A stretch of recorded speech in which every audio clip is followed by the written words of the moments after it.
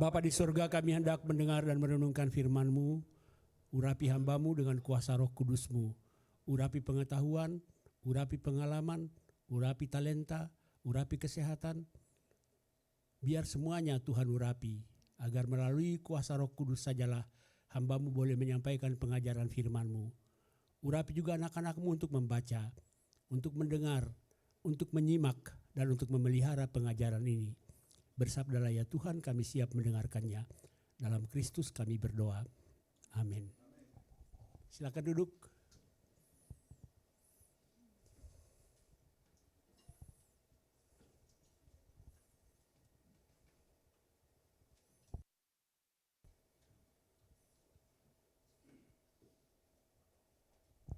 Foto dulu.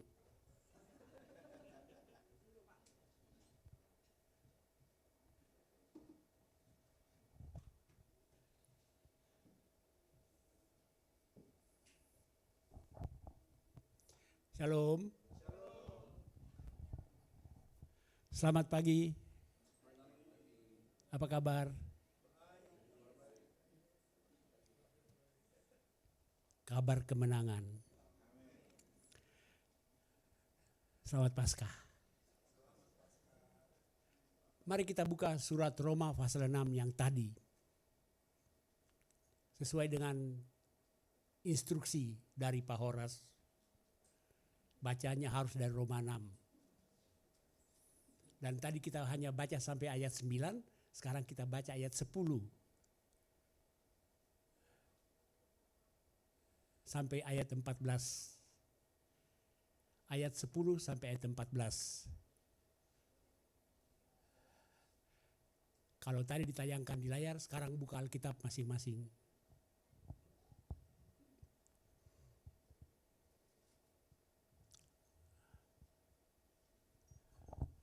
Kita akan membacakannya juga bergantian, ayat 10 sampai ayat 14.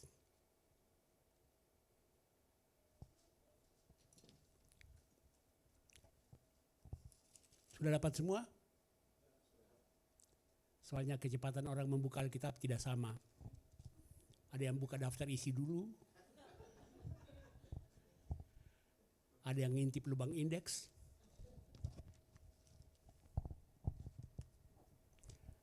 Sebab ia mati, yakni mati terhadap dosa satu kali untuk selama-lamanya. Namun ia hidup, yakni hidup bagi Allah.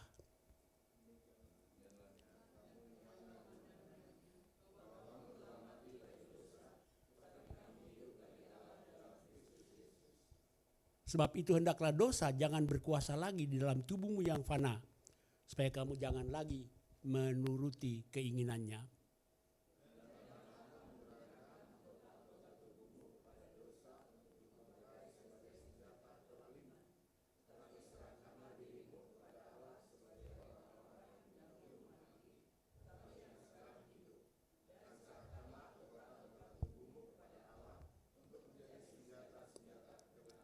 Sebab dosa tidak akan berkuasa lagi atas kamu, karena kamu tidak berada di bawah hukum Taurat, tetapi di bawah anugerah. Perhatikan ayat 1, kalau ditayangkan ayat 1, dimulai dengan jika demikian. Ya, ayat 1 ya. Jika demikian. Itu berarti ada kaitannya dengan bagian sebelumnya. Nah, di bagian sebelumnya Paulus menegaskan lagi bahwa kita tidak hidup di bawah hukum Taurat, tapi kita hidup di bawah anugerah. Kita selamat bukan karena kita berbuat baik. Kita selamat bukan karena kita tidak mencuri, tidak membunuh, tidak berzinah, dan seterusnya. Tapi kita selamat semata-mata karena anugerah. Baru dia katakan, jika demikian. Maksudnya, jika kita selamat bukan karena berhukum Taurat, tapi jika kita selamat karena anugerah, apakah karena itu kita boleh berbuat dosa saja? Supaya semakin kita berbuat dosa, semakin bertambah anugerah. Paulus bilang, sekali-kali tidak. Bukankah kita telah mati bagi dosa? Untuk mengatakan begini, sebab setiap orang Kristus, dia telah mati bersama Kristus. Dan kalau siapa sudah mati bersama Kristus, dia juga akan bangkit bersama Kristus. Ketika Anda dibaptis dalam nama siapa? Ayo. Horas. Dalam nama Yesus kan? Artinya hidupmu ditenggelamkan di dalam nama Yesus. Dan dengan mereka hidupmu ada di dalam Yesus. Dan ketika hidupmu ada di dalam Yesus, Anda mengalami juga apa yang Yesus alami. Kalau Anda ada dalam kapal selam, terus kapal selamnya menyelam, ikut turun enggak? Kalau ditanya jawab. Turun kan? Kalau enggak turun pelampung namanya. Terus kalau kapal selamnya naik, ikut naik gitu. Jadi kata Paulus, ketika kita dibaptis dalam nama Yesus, kita telah mati bersama Kristus. Itulah sebabnya itu yang dikatakan dalam ayat yang ke-5. Ayat 5. Sebab jika kita telah menjadi satu dengan apa yang sama dengan kematiannya, ya, kita juga akan menjadi satu dengan apa yang sama dengan kebangkitannya. Perhatikan, Paulus tidak begini. Jika kita telah menjadi satu dengan kematiannya, bukan ya? Paulus bilang, jika kita telah menjadi satu dengan apa yang sama dengan kematiannya. Jadi bukan dengan kematiannya, tapi sesuatu yang ada dalam kematian itu.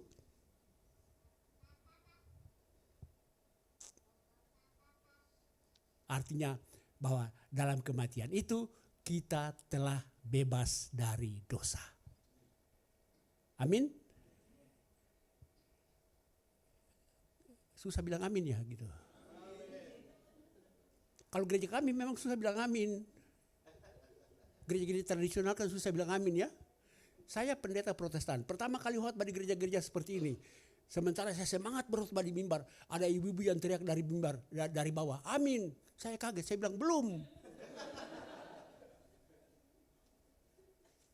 Karena buat saya amin artinya selesai kan gitu. Padahal amin artinya ya benar sungguh. Jadi ketika kita mati bersama dibaptis dalam Kristus, kita mengalami apa yang sama dengan kematian Kristus. Dan karena itu juga kita akan mengalami apa yang sama dengan kebangkitan Kristus. Dan apa yang sama dengan kematian itu? Bebas dari dosa. Itulah sebabnya dikatakan dalam ayat 7 bagaimana? Sebab siapa yang telah mati, ia telah bebas dari dosa. Ayat 7. Orang mati masih bisa berdosa enggak? Orang mati lihat duit mata hijau enggak? Orang mati bisa gosip enggak? Enggak.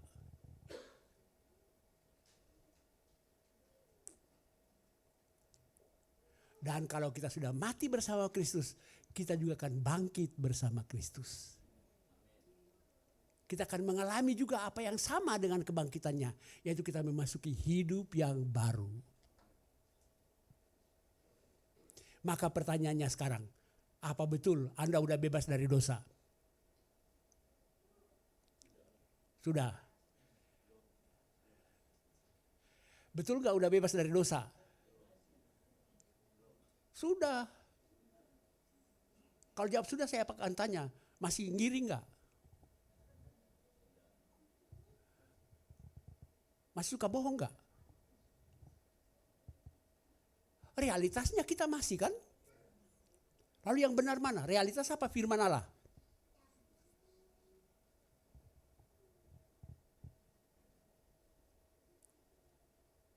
Enggak, kata kuncinya adalah di hamba. Kita sudah bebas dari dosa. Artinya kita bukan lagi hamba dosa. Masih orang berdosa, tapi bukan lagi hamba dosa. Ayat 3 ya kalau nggak salah. Ayat berapa ya? Ayat 5.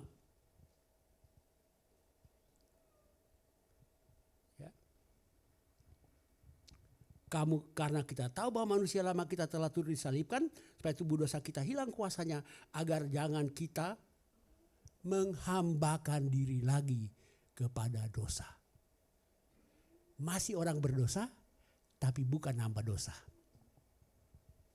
Ketika Indonesia merdeka 17 Agustus 1945, semua udah beres belum? Sampai sekarang kan?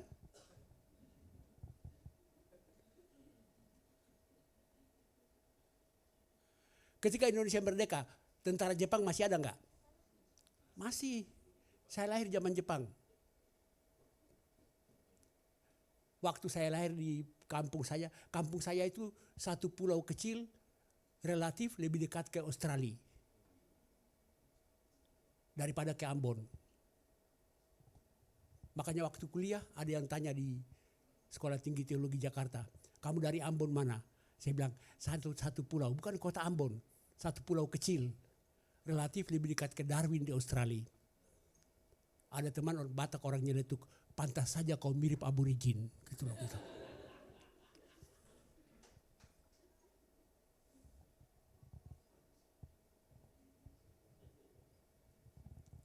Waktu saya lahir itu ada pos tentara Jepang di kampung kami.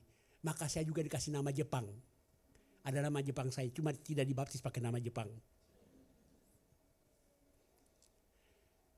Marga saya itu Rap-Rap.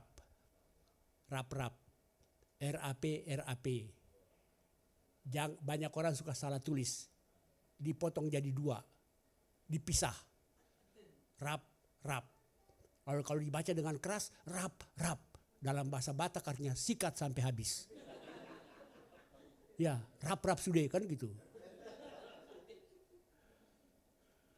Padahal nama saya Rap-Rap itu satu kata ya. Masih lumayan. Saya pernah menerima sebuah surat resmi dari sebuah gereja kepada yang terhormat Pendeta Rap pangkat 2.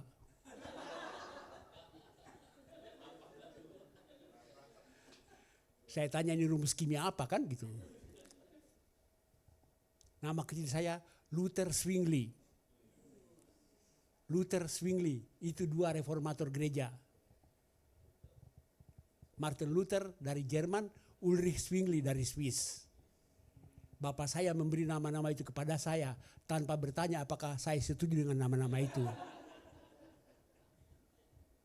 Karena saya lahir 31 Oktober. Hari Reformasi Gereja. Tahunnya gak usah tahu.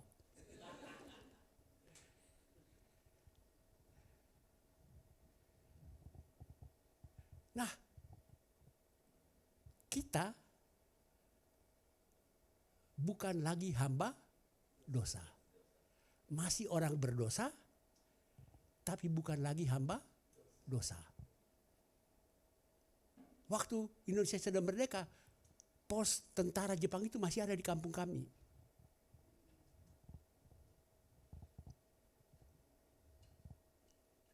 Tapi sejak saat itu kita mengatakan bahwa mulai sekarang walaupun dia masih ada, kita tidak mau tunduk lagi kepada dia. Itulah, kita bukan lagi hamba dosa. Masih orang berdosa, tapi bukan hamba dosa. Hamba ialah orang yang hidupnya dikuasai majikannya ya. Saya kasih contoh gini, kita semua butuh uang kan? Tapi jangan jadi hamba uang. Ada orang suka merokok ya, saya tidak mempersoalkan merokok ya, hanya ilustrasi. Ada orang merokok, tapi ada orang tertentu sudah jadi hamba rokok ya. Biar gak makan asal rokok ya. Kaget tengah malam 1 batang lagi baru tidur lagi kan gitu. Orang itu bukan lagi merokok tapi sudah jadi hamba rokok. Ada orang sudah jadi hamba minuman ya.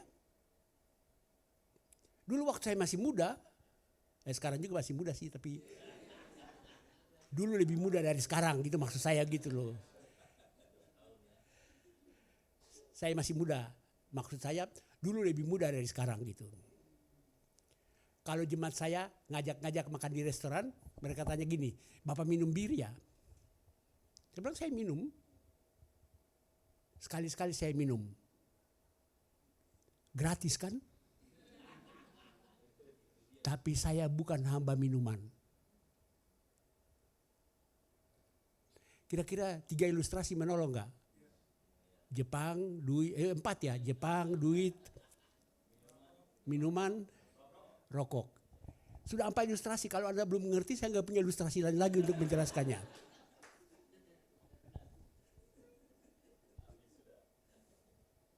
Habis stok ilustrasiku.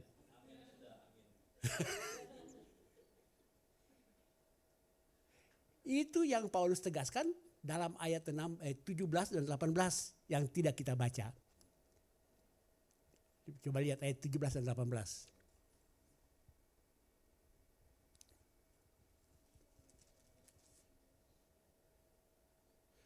Tapi syukurlah kepada Allah. Dahulu memang kamu hamba dosa. Tapi sekarang kamu dengan segenap hati telah mentaati pengajaran yang telah diteruskan kepadamu.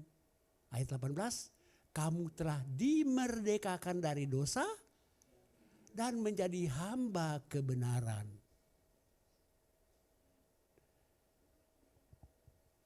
Dulu hamba dosa, sekarang hamba kebenaran.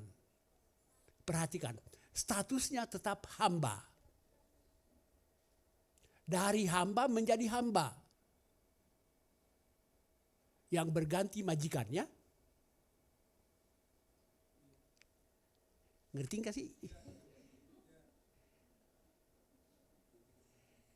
Kayak bengong ya orang-orang ini gitu. Kalau ngerti ngangguk ya. Ngangguk yang gini. Jangan yang gini. Itu beda. Dulu kita hamba dosa. Sekarang kita hamba kebenaran. Dulu hamba, sekarang tetap hamba.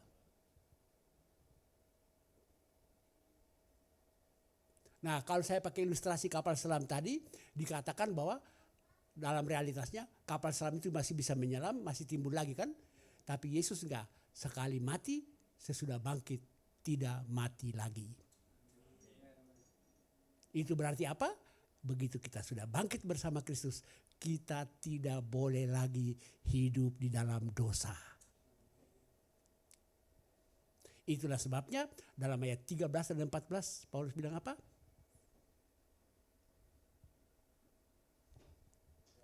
Dan janganlah kamu menyerahkan anggota-anggota tubuhmu kepada dosa untuk dipakai sebagai senjata kelaliman. Tapi serahkanlah dirimu kepada Allah sebagai orang-orang yang dahulu mati, tapi yang sekarang hidup. Dan serahkanlah anggota-anggota tubuhmu kepada Allah untuk menjadi senjata-senjata kebenaran.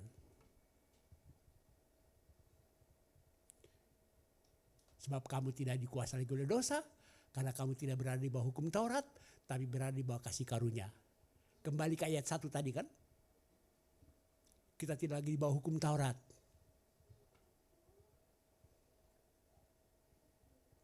So lagi. Jadi, apa sikap kita? Simak ayat 11.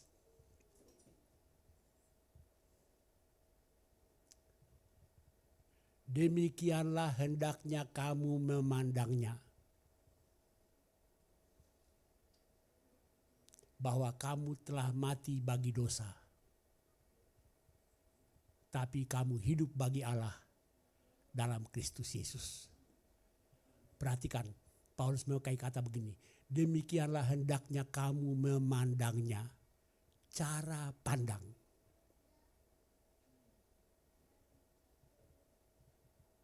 Bagaimana caranya kita memandang hidup kita?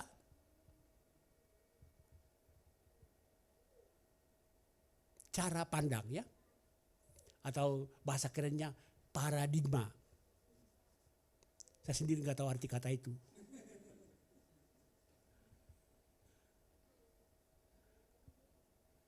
Cara pandang. Bahwa kamu telah mati bagi dosa, tapi hidup bagi Allah dalam Kristus.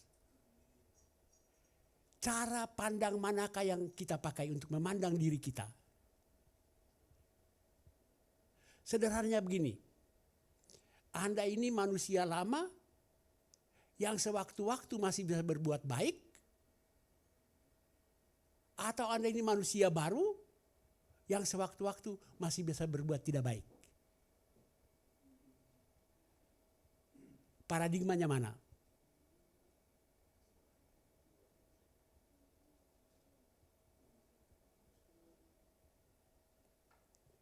Nggak ngerti ya? Saya ulangi, Anda ini orang baik yang sewaktu-waktu masih bisa berbuat tidak baik?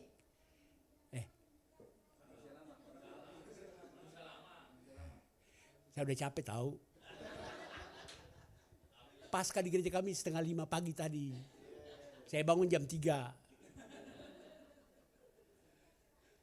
Kita ini orang berdosa yang sewaktu-waktu masih bisa berbuat baik, ataukah kita ini orang yang sudah bebas dari dosa yang sewaktu-waktu masih bisa berbuat tidak baik?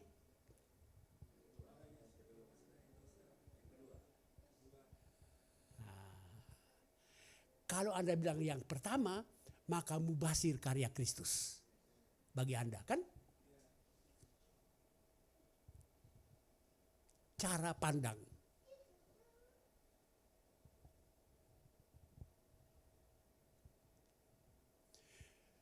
Pendeta Stephen Tong terkenal kan? Dia terkenal.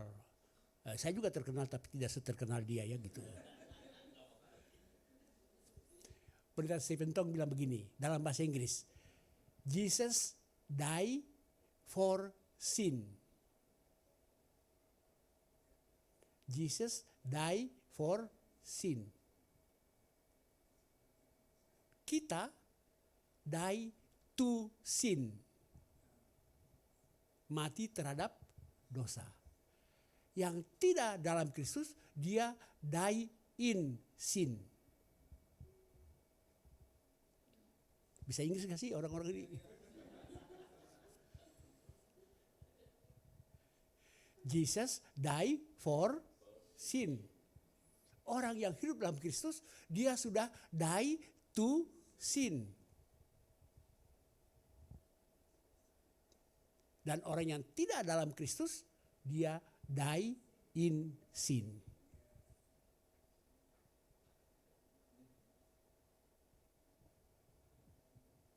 Kita yang mana? Ayo. Gak mungkin die for kan? Hanya Yesus yang die for. Kita hanya punya dua pilihan. Die to or die in. Coba ingat, di Golgota ada 3 salib kan?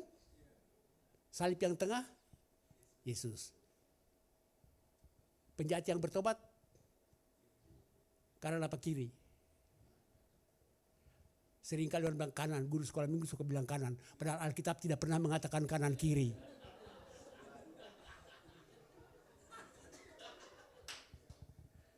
Guru-guru sekolah minggu suka ngarang-ngarang gitu.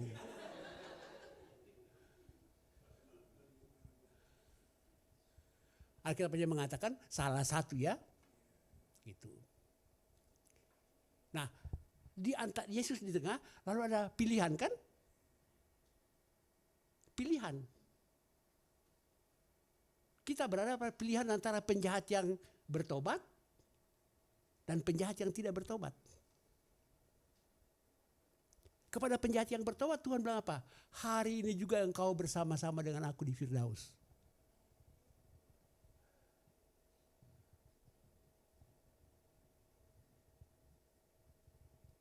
Jadi sekali lagi, cara pandang. Tema kita hari ini adalah apa namanya? Pakai bahasa Inggris tadi itu. Breaking apa? Mematahkan belenggu ya. Karena kebangkitan Kristus, maka belenggu dosa sudah patah. Ya kan? Tapi dampak dari belenggu dosa itu masih ada kan? Nah, di Wisma PGI di Sukabumi, saya ini pendeta dari Ambon, tapi karena direkrut oleh PGI, maka saya 10 tahun jadi salah satu staf PGI. Tahu PGI?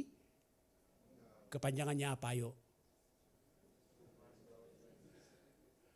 Bukan Persatuan Golf Indonesia. Bukan Persatuan Gembala juga gitu. Persekutuan gereja-gereja ya. Double di Indonesia. Di Wisma PGI di Sukabumi itu ada satu hiasan dinding. Dibikin dari kulit hewan ya. Lukisannya sederhana. Lukisannya adalah seekor ular besar, kepalanya dipatok oleh salib. Jadi kepalanya remuk. Tapi ekornya melilit salib itu dan berusaha merubuhkan salib itu. Itulah posisi kita sekarang. Ketika Kristus mati, kepala ular sudah remuk. Tapi ekornya masih bergerak. Kalau Anda jalan-jalan ketemu ular, kepalanya sudah hancur kan? Tapi ekornya masih. Apa yang Anda sikap Anda ayo?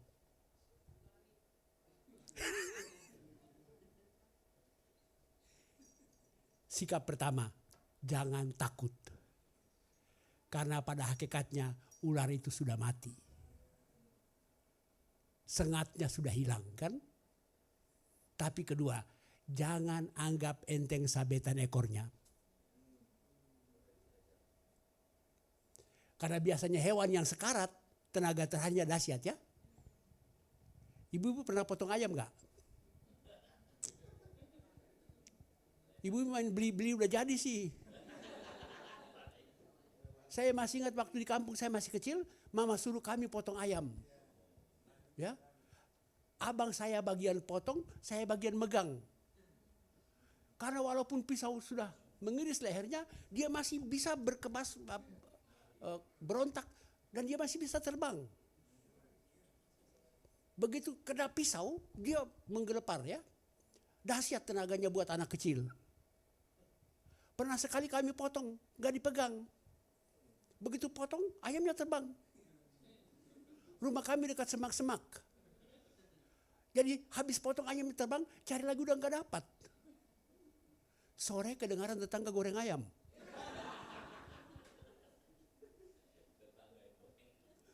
Kami yang potong, tetangga yang makan gitu ayam itu.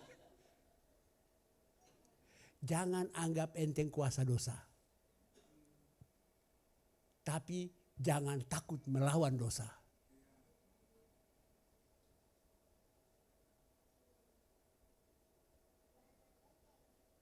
Tapi dalam melawan dosa, andalkanlah kekuatan dari Tuhan.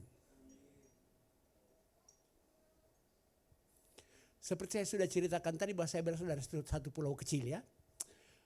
Di kampung saya itu dulu cuma SR. Sekolah rakyat. Sampai kelas 3 doang.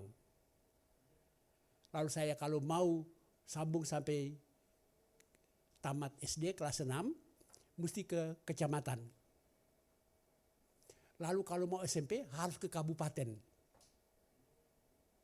Dulu kabupaten kami namanya Tual. Ibu kota kabupaten kita kami namanya Tual. Sekarang sudah dimekarkan menjadi 4 kabupaten. Tapi dulu 1 kabupaten. Nah ketika saya SMP di kabupaten, setiap kali 17 Agustusan, ya anak-anak sekolah diundang ikut untuk upacara bendera. Jadi kami ikut. Malamnya resepsi kenegaraan ya. Kami diundang juga karena kami harus nyanyi. Selesai acara resmi, lalu acara Ramatama.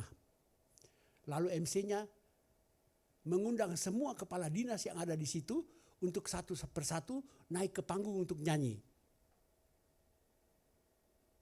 Dan yang paling terakhir nyanyi adalah kepala dinas PU. Dan begitu dia naik panggung, dia udah bingung.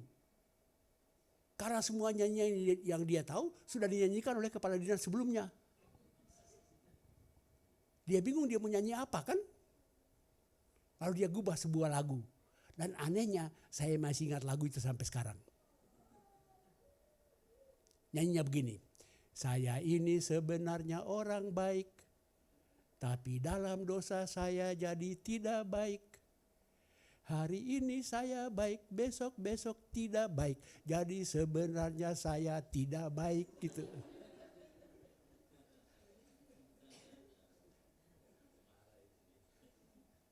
Alkitabiah kan?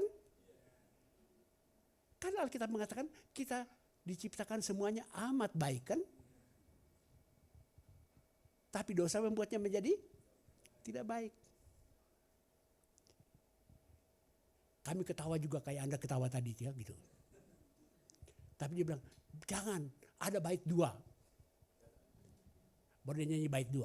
Saya ini sebenarnya tidak baik, tapi dalam Kristus saya jadi baik. Hari ini tidak baik, besok makin baik. Jadi sebenarnya saya orang baik. Kita ya bait 1 bait 2, ayo. Posisi kita sekarang bait 1 bait 2. Harusnya bait 2. Bait 3 enggak ada Pak gitu.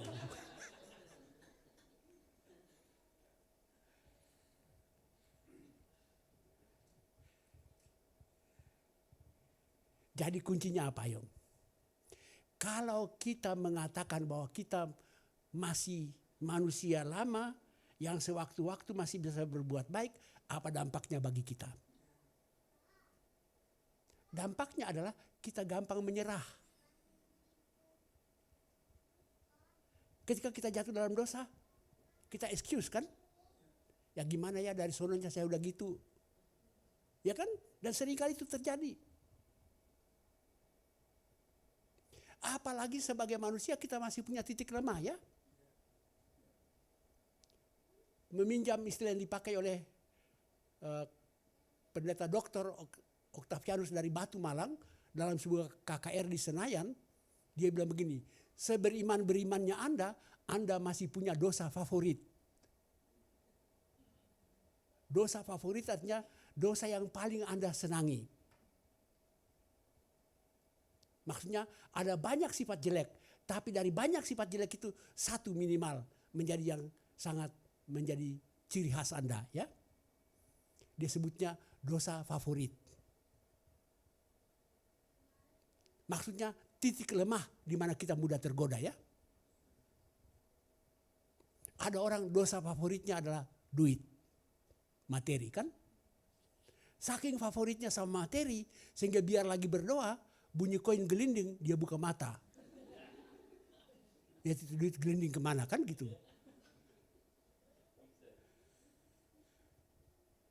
Ada orang lain lagi materi tidak mudah jatuh. Tapi dosa favoritnya ada di seks. Gampang jatuh oleh godaan seks. Kapan saja, di mana saja, siapa saja. Coca-Cola. Ada orang lain lagi, materi tahan, seks tahan. Gak tahannya adalah gosip. Suka gosip. Tahu nggak? Tukang gosip itu punya password. Ada 2 passwordnya ya. Password pertama bunyinya begini. Udah dengar belum? Itu password pertama. Terus kalau yang diajak ngomong bilang, belum apa sih? Keluarlah passwordnya yang kedua. Jangan bilang-bilang ya. Itu. Kalau sampai 2 password sudah keluar, itu pasti tukang gosip gitu.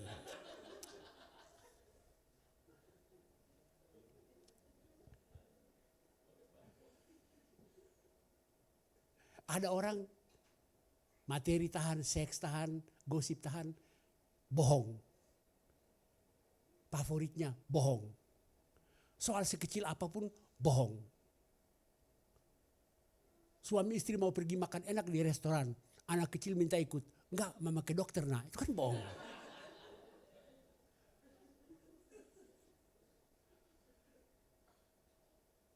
Ada orang lain lagi.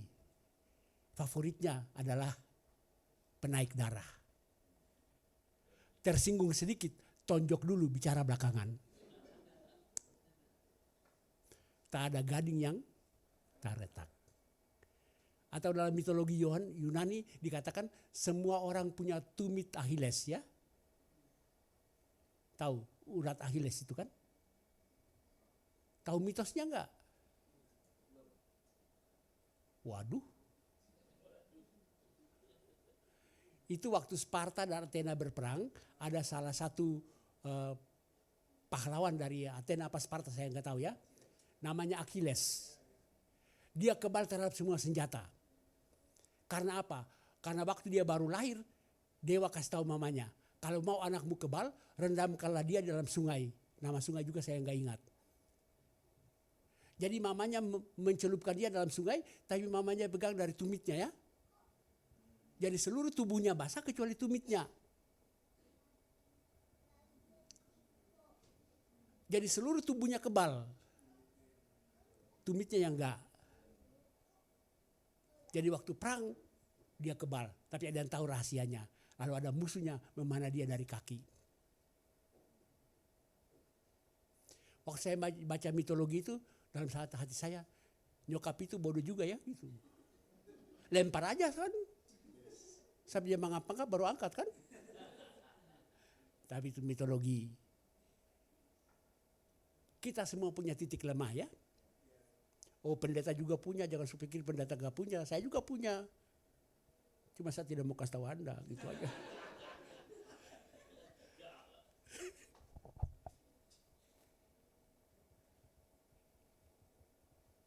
Tapi kalau kita punya cara pandang kedua, ya, maka jatuh si jatuh, bangun lagi. Berjuang melawan dosa. Karena kita bukan lagi hamba dosa. Sesudah Indonesia merdeka, penjajah masuk lagi melalui nikah kan? Ini belajar sejarah Indonesia enggak?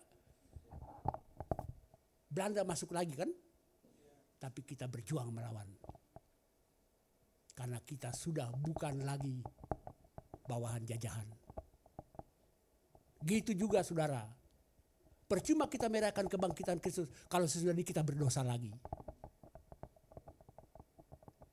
Sesudah ini kita membiarkan diri kita dikuasai oleh hawa nafsu kita lagi. Saya suka nonton YouTube, TikTok ya. Di TikTok itu ada yang bilang begini, sebenarnya laki-laki gak punya nafsu. Yang punya nafsu itu perempuan.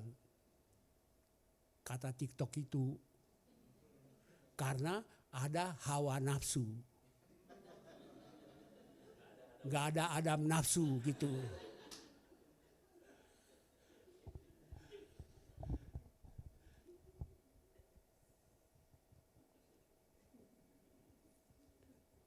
Nah,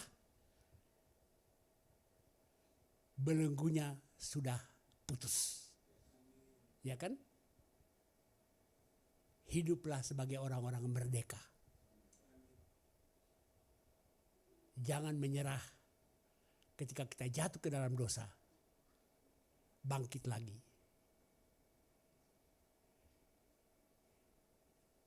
Apa beda Daud dan Saul ketika jatuh dalam dosa? Daud bertobat kan?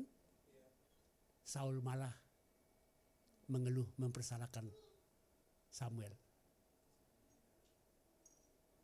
Apa beda Petrus dan Yudas?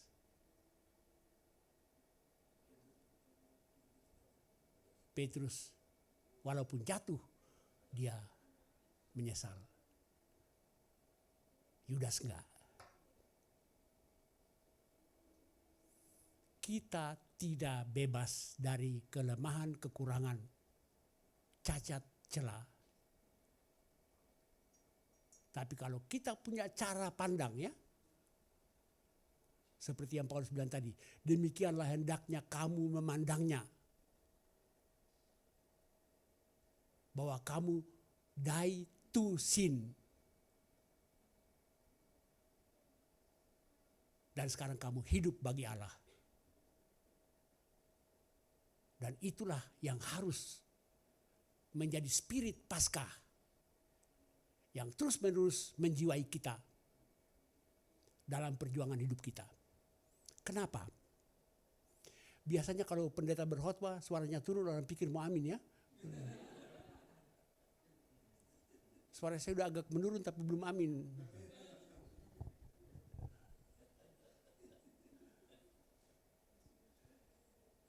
Karena apa?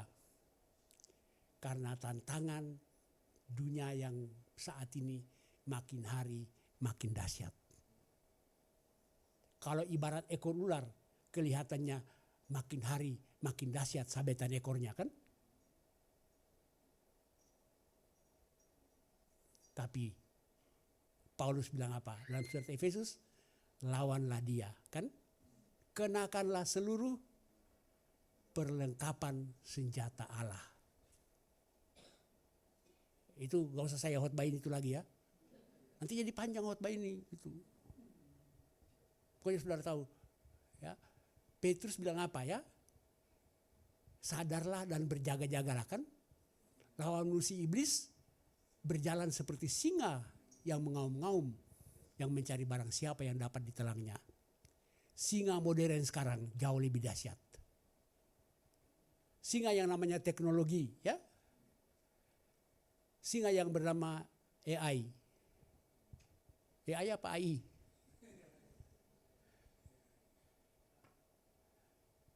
Dengan segala macam itu. Saya tidak tahu apa saya sudah khotbah itu di sini belum ya. PGI mengatakan bahwa ada 3 ilah besar masa kini. 3 ilah besar masa kini yang sangat menggoda orang, menjerumuskan orang. Ilah pertama namanya materialisme. Materi ya. Materi menjadi ilah. Apa saja patokannya materi. Almarhum Pendeta Eka Dharma Putra bilang begini, kalau orang miskin mencuri bisa dimengerti. Bukan disetujui ya. Dimengerti kalau orang miskin mencuri ya. Tapi kalau orang kaya korupsi, apa itu?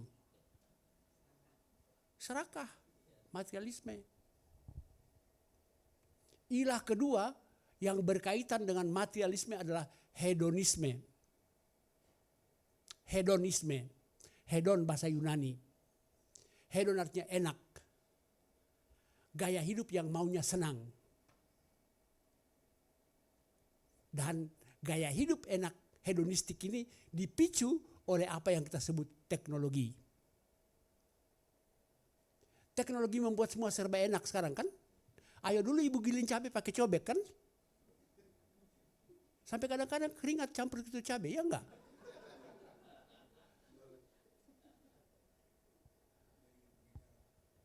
Sekarang teknologi kan? Blender. Itu yang sederhana ya. Waktu saya masih kuliah tahun 1970-an di Jakarta, saya dapat beasiswa dari Ambon. Beasiswa itu harusnya datang dari kantor sinode kami tanggal 30-an ya. Ternyata paling cepat tanggal 45 baru dia sampai. Bahkan lebih sering tanggal 60. Jadi kalau saya sudah habis duit, saya telepon ke Ambon. Masih pakai telepon engkol. Putar-putar sampai ketek keringat belum tentu nyambung. Kalau sudah nyambung, kantor sinode Ambon kirim duit pakai post vessel. Post vessel diantar kapal. Kapal dari Ambon 3 bulan sekali baru masuk Jakarta. Kadang-kadang post vesselnya nyampe, saya udah mati utang di warung. Sekarang teknologi kan enak kan? Gaya hidup hedonistik. Ilah ketiga kata PGI adalah individualisme. Orang makin hari makin individualistik. Lo, gue. Lo, gue, and gitu.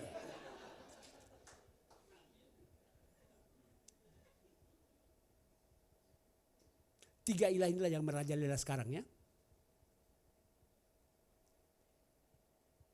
Dosa, godaan-godaan hantu, tuyul, babi ngepet, kuntilanak masih ada, tapi tidak sedahsyat tiga berhala modern ini. Dan itulah tantangan iman kita. Paskah harus mengubah cara pandang kita. Bahwa kita bukan lagi hamba dosa, tapi hamba kebenaran. Karena itu jangan menyerah. Jangan takut melawan dosa, tapi jangan anggap enteng kuasa dosa. Amin. Bapa di sorga, pengajaran firman telah hamba-Mu sampaikan dalam segala kekurangan dan keterbatasan manusiawi. Roh Kudus yang tidak terbatas, kami mohonkan agar Roh Kudus menumbuh kembangkan setiap pemahaman yang diperoleh oleh setiap orang yang sudah mendengarkannya ini. Dan biarlah itu oleh kuasa Roh Kudus dibuat berdampak dan menjadi berkat bagi kami dalam kehidupan kami melawan dosa dalam hidup kami sehari-hari. Dalam Kristus kami berdoa. Amin.